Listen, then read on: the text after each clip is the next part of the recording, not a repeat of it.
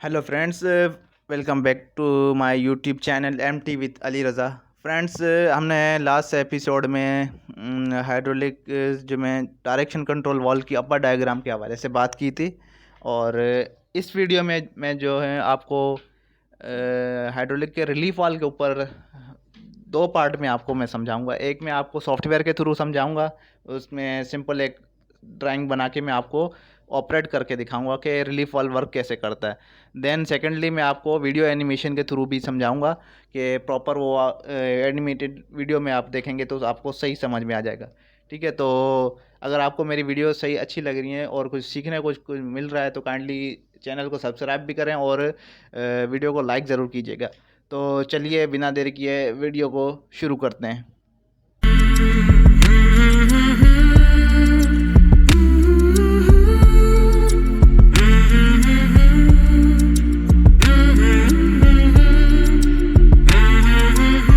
Friends, ये मेरा एक पंप यूनिट है। ये मैंने पंप यूनिट लिया है, ठीक है। और ये मेरा 4x3 डायरेक्शन कंट्रोल वॉल है। ये मैकेनिकल ऑपरेटेड है, मैंने सोलोनाइड नहीं लिया।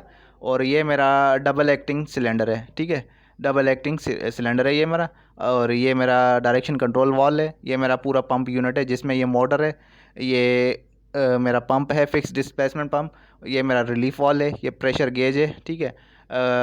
चलें अब इसमें लाइनें हम कनेक्ट करते हैं। और मैं आपको इसमें ये बता दूं कि प्रेशर रिलीफ वाल्व में जो ये आप देख रहे हैं स्प्रिंग, बेसिकली यही इसका ही फंक्शन सारा कुछ होता है, ठीक है। अगर आप इस स्प्रिंग को फुली जो है लूज़ कर देते हैं एंटी क्लॉकवाइज, तो उस सूरत में क्या होता है कि ये एरो आप देख रहे हैं, ये एरो इसके साथ मिल जाता है। जैसे ही मिल जाता है तो ये जब आप कहते हैं कि भाई मेरा सिलेंडर ऑपरेट नहीं हो रहा, तो यही मसला होता है कि ये पूरा एंटी क्लॉकवाइज एल्की से जो है वो लूज़ किया गया होता है। तो ये आपस में मिल जाते हैं और जो प्रेशर बनता है डायरेक्ट टैंक में चला जाता है, ठीक है। तो इस कंडीशन में अभी देखें इसको हमने टाइट किया हुआ है 60 बार के प्रेशर के ऊपर, ठीक है। जैसे ही 60 बार के ऊपर आएगा फिर मैं आपको दिखाऊंगा ये ऑपरेट करके। तो अभी हम क्या करते हैं कि लाइन को कनेक्ट कर देते हैं आपस में, ठीक है। ये मेरी पी लाइन जो है, पंप से जो लाइन आ रही है वो मैं अपनी पी पोर्ट में दूंगा, ठीक है। और ये टी लाइन जो रिटर्न लाइन होगी वो मैं टैंक में लगाऊंगा, ठीक है। और ए भी हमारे वर्किंग पोर्ट है। ए जो है फॉरवर्ड स्ट्रोक है, बी हमारा रिवर्स स्ट्रोक है। तो ए को मैं फॉरवर्ड स्ट्रोक पे कनेक्ट करता हूँ और बी को मैं रिवर्स स्ट्रोक पे कनेक्ट करता हूँ, ठीक है। अब मैं आपको दिखाऊंगा कि इसको ऑपरेट करने के बाद हमारा रिलीफ वाल्व किस तरह से काम करता है, ठीक है। देखें अभी स्प्रिंग की ऊपर कोई टेंशन नहीं है, स्प्रिंग ऐसी लूज़ पड़ा हुआ है, ठीक है। और मेरा प्रेशर मैंने आपको बताया कि मैंने 60 के बार का जो है सेट किया हुआ है अपना इस सॉफ्टवेयर में, ठीक है। तो चलिए मैं सिस्टम को शुरू करता हूँ, ठीक है। देखें अभी ये क्या हुआ, ये तीन पोजीशन है, ठीक है। अब इसमें ये दोनों क्लोज हैं ऊपर, ये आप देख रहे हैं हरी लाइन, इसका मतलब ऊपर जहाँ भी इस टाइप की कोई पिक्चर होगी तो ऊपर मतलब प्रेशर हमारा बना पड़ा हुआ है, ठीक है। और ये हमारी देखिए लाइन पी से जो पंप से आ रही है, ठीक है। और अब देखें ये सेंटर पोजीशन है, क्लोज है, पंप हमारा लोडिंग कंडीशन पे, ठीक है। उसने यहाँ तक जो है 60 बार का प्रेशर तो दिया हुआ है। जो एक्स्ट्रा पंप दे रहा है वो क्या कर रहा है, इसको रिलीफ वाल्व के थ्रू टैंक में वापस भेज रहा है, ठीक है। अब ये हमारा पंप जो है लोडिंग कंडीशन पे, अनलोडिंग पे नहीं है, पंप लोड पे है, ठीक है। अगर ये पी से पी टू टी मिला हुआ होता तो उस कंडीशन में क्या होता है, डायरेक्ट टैंक में चला जाता होगा, ठीक है। और अभी देखें, अभी मैं ऑन करता हूँ अपना कॉइल ए, ठीक है। अभी ऑन करता हूँ, आप रिलीफ वाल्व पे ज़रा देखिएगा, ध्यान दीजिएगा, ठीक है।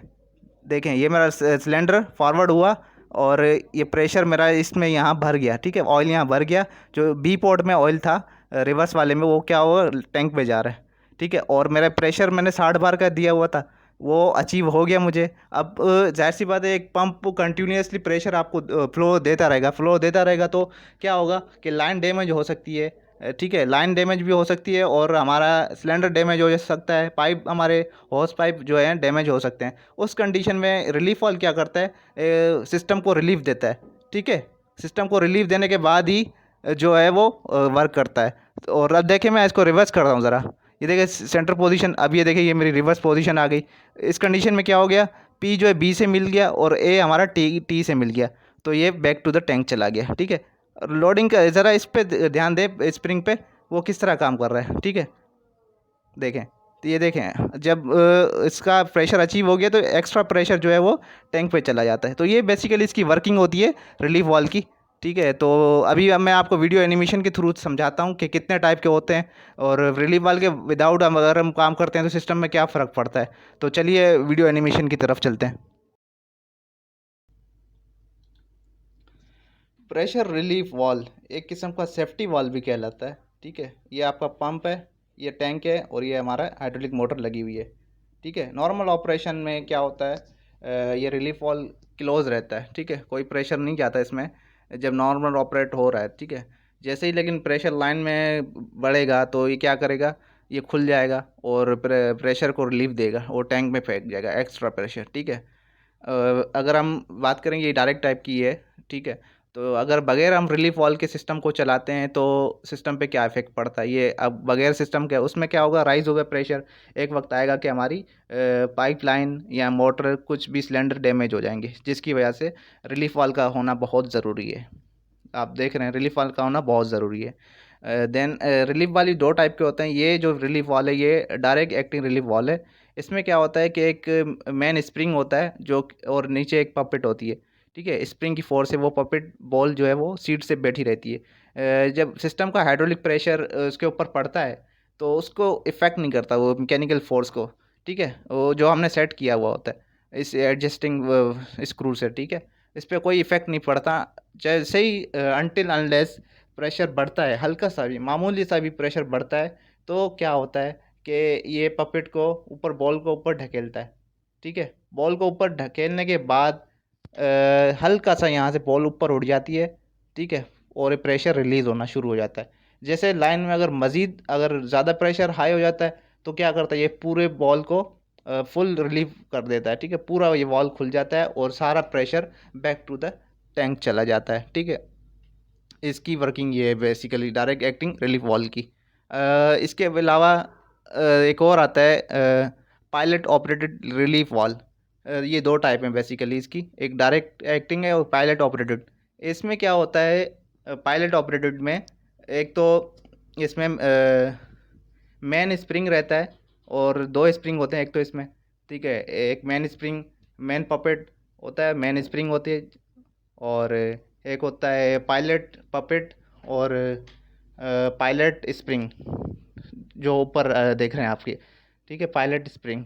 और इसमें एडजस्टिंग नॉब होता है, एक नट लगा होता है एल्की वगैरह, जिससे आप प्रेशर को कम ज़्यादा कर सकते हैं, ठीक है।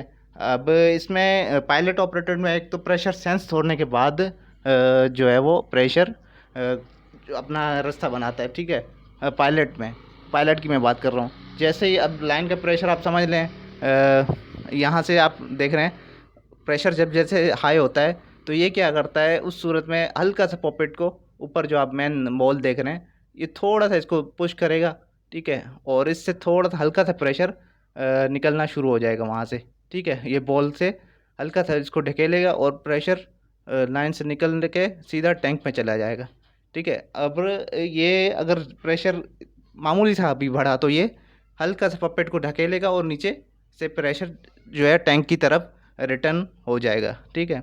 अब फ़र्ज़ करें अगर प्रेशर बहुत ज़्यादा हाई हो गया लाइन का जो हमारे सेटिंग प्रेशर से, तो क्या उस सूरत में क्या होगा, ये पूरा मेन स्प्रिंग को ऊपर ढकेलेगा और सारा प्रेशर टैंक में फेंक देगा एक्स्ट्रा, ठीक है। अगर लाइन में हाई ज़्यादा प्रेशर हो गया है उस सूरत में ये पूरा वाल्व खुल जाएगा और पूरा प्रेशर टैंक में फेंकना शुरू कर देगा।